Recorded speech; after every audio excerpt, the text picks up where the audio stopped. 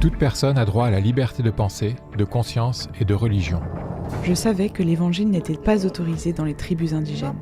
Quand les villageois ont su que nous étions devenus chrétiens, ils ont commencé à nous attaquer. Ce droit implique la liberté de changer de religion ou de conviction. J'étais née musulmane, je suis devenue chrétienne. J'ai perdu ma famille et ma communauté. Mon mari m'a persécutée. Ainsi que la liberté de manifester sa religion ou sa conviction seule ou en commun, tant en public qu'en privé. Les djihadistes nous ont allongés sur le sol. Ils ont dit qu'ils allaient nous rassembler dans l'église, tout asperger d'essence et nous brûler vifs. Par l'enseignement, les pratiques, le culte et l'accomplissement des rites. Jésus-Christ, j'ai été arrêté et torturé. Je n'ai pas tué, je n'ai pas volé, je n'ai rien fait d'illégal. J'ai juste donné ma vie à Jésus.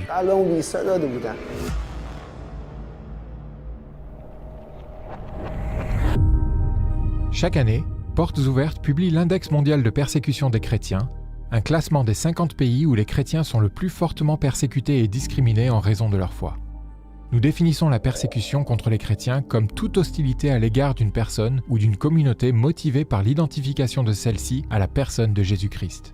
Qu'il s'agisse d'une persécution violente, comme les meurtres, les enlèvements, les emprisonnements, ou d'oppression systémique, comme les discriminations et les privations, elle constitue une grave atteinte aux droits humains de centaines de millions d'individus à travers le monde.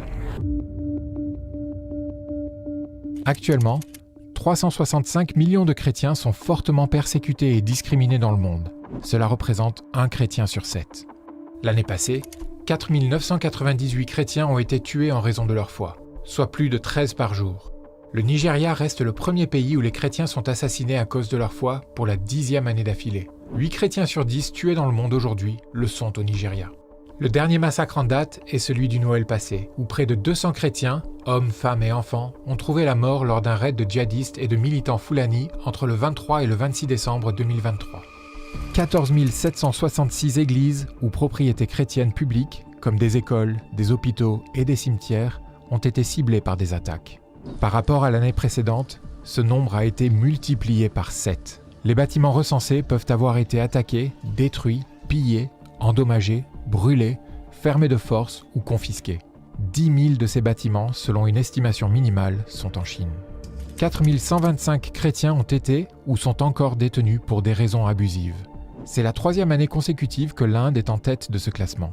Les lois anti-conversion en vigueur dans 11 États indiens sont détournées pour arrêter les chrétiens sur de fausses accusations. L'Érythrée reste aussi tristement célèbre pour ses conditions de détention particulièrement dégradantes dans des containers à la chaleur étouffante le jour et glacés la nuit. 3 906 chrétiens ont été kidnappés, dont 3 300 au Nigeria. Même si les enlèvements dans ce pays touchent tout le monde, les chrétiens sont frappés disproportionnellement par ce phénomène. Parfois, des terroristes capturent des responsables d'église pour exiger une rançon à leurs fidèles. D'autres fois, ils ciblent les femmes chrétiennes pour les marier de force à des islamistes. C'est aussi le cas au Pakistan. Chaque année, des centaines de jeunes filles chrétiennes ou hindoues, de 12 à 25 ans en moyenne, sont kidnappées dans ce même but. Il n'y a pas un seul type de persécution. Dans chaque région du monde, les situations sont différentes et complexes. La persécution peut venir de l'État. Qu'il s'agisse d'un État totalitaire post-communiste comme en Corée du Nord, d'une dictature idéologique comme au Nicaragua, ou d'un pays où la charia est inscrite dans la Constitution comme en Iran, les libertés religieuses se trouvent restreintes par le gouvernement. Quand je suis venue à Christ, il y avait encore quelques églises qui acceptaient les chrétiens d'arrière-plan musulmans. Mais après quelques années, le gouvernement a commencé à menacer ces églises. Ils ont même mis des pasteurs en prison. Ils ont interdit aux chrétiens convertis de fréquenter les églises et ils ont fini par fermer la plupart de ces églises. Depuis lors, nous nous réunissons chez les uns et les autres, mais c'est très dangereux, car si un voisin nous entend, il peut nous dénoncer à la police. La persécution peut venir de groupes armés. Qu'il s'agisse de groupes djihadistes comme ceux qui opèrent actuellement en Afrique subsaharienne, ou bien de groupes paramilitaires idéologiquement opposés au christianisme comme en Colombie, ou bien même de cartels de la drogue qui s'opposent aux pasteurs et responsables religieux au Mexique, les chrétiens seront spécifiquement ciblés. J'ai commencé à ouvrir des églises de maison. Je savais que c'était dangereux car on m'a dit « soit tu travailles avec nous, soit tu travailles avec Dieu et on te tue ». La persécution peut également venir de l'extrémisme religieux, soutenues ou non par le gouvernement. Par exemple, en Inde, des émeutes d'extrémistes hindous se déchaînent contre les chrétiens et les musulmans, encouragés par le nationalisme religieux hindou dont fait preuve le BJP, le parti au pouvoir. Pendant la prière, des militants anti-chrétiens ont ouvert la porte et sont entrés en filmant. Ils nous ont dit « Qui vous a donné la permission de prier ?» J'ai répondu « Nous n'avons pas besoin d'une permission, prier est un droit constitutionnel. » La police est arrivée alors qu'une grande foule se pressait autour de nous. Ils nous ont interrogés, puis ont commencé à me battre. Ma femme et ma fille ont tenté de me défendre, ils les ont battus aussi.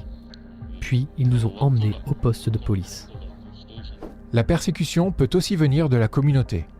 Dans de nombreuses zones rurales d'Asie du Sud-Est, quand une personne se convertit, il n'est pas rare que son village tout entier l'ostracise et lui interdise l'accès au puits ou à d'autres ressources essentielles. Les villageois nous ont dit de quitter l'église et ce Jésus auquel nous croyons. Ils nous ont dit que nous ne faisions plus partie de la communauté. Ils nous évitaient. Ils ont démoli le toit de notre maison. Ils ont cassé la porte. Puis ils ont tout détruit à l'intérieur. Enfin, la persécution peut venir de la famille même. Quand une personne change de religion, sa famille peut considérer cela comme une trahison impardonnable.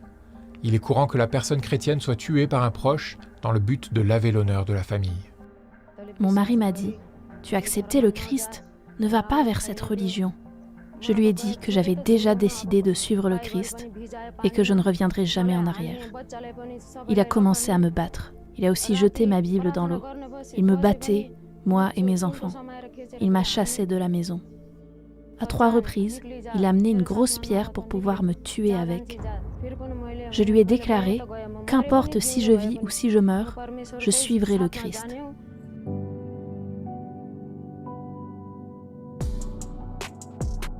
En 2024, dans quel pays les chrétiens sont-ils le plus fortement persécutés ? Cette année, on recense 13 pays où la persécution a atteint un niveau extrême. Il s'agit de l'Arabie Saoudite, de la Syrie, de l'Inde, de l'Afghanistan, de l'Iran, du Soudan, du Pakistan, du Nigeria, du Yémen, de l'Érythrée et enfin dans le top 3, de la Libye, de la Somalie et de la Corée du Nord. Penchons-nous un peu plus sur ces derniers pays. Numéro 3, la Libye. Cela fait 7 ans d'affilée que la Libye est dans la catégorie de persécution extrême de l'index. Le pays est depuis plusieurs années déchiré par la guerre civile. Les chrétiens libyens d'arrière-plan musulman sont soumis à de très fortes pressions de la part de leur famille et de leur environnement social afin qu'ils renient leur nouvelle foi. Une grande partie de la population libyenne est constituée d'immigrés venant d'autres pays africains. Ils sont ciblés par les groupes extrémistes islamiques et le crime organisé. Ces groupes kidnappent les chrétiens et dans certains cas, les assassinent. Même dans la vie de tous les jours, les chrétiens d'origine subsaharienne sont harcelés et menacés par les musulmans extrémistes. Numéro 2, la Somalie. Ces dernières années, la situation des chrétiens en Somalie s'est encore dégradée. La violence contre eux reste très élevée. Des milices islamistes intensifient leur chasse aux chrétiens, visant particulièrement les pasteurs et responsables d'église. Le groupe djihadiste Al-Shabaab a déclaré à plusieurs reprises sa volonté d'éradiquer tous les chrétiens du pays. La société somalienne est très conservatrice, et la simple suspicion d'avoir abandonné l'islam pour le christianisme peut mettre votre vie en danger. Numéro 1, la Corée du Nord. La Corée du Nord garde sa place en tête du classement de l'index. Le régime de Kim Jong-un ne permet pas la liberté de religion ou de pensée. La pression est au niveau maximum dans tous les aspects de la vie, sans changement par rapport aux années précédentes. L'État continue de surveiller ses citoyens. Si des chrétiens sont découverts, ils sont déportés, eux et leurs familles, en camp de travaux forcés, en tant que dangereux ennemis de l'État. Ou bien ils sont tués sur place. Les rencontres entre chrétiens ne peuvent se faire qu'en secret. La loi contre les idées réactionnaires classe la Bible comme un livre banni. En posséder une est un crime qui entraîne une punition des plus sévères. Cela montre que l'État continue de considérer le christianisme comme une menace majeure. Un verset dit « La lumière brille dans les ténèbres, mais les ténèbres ne l'ont jamais vaincue. » Il est valable pour de nombreuses personnes dans le monde qui subissent la persécution. Ils sont persécutés uniquement en raison de leur foi.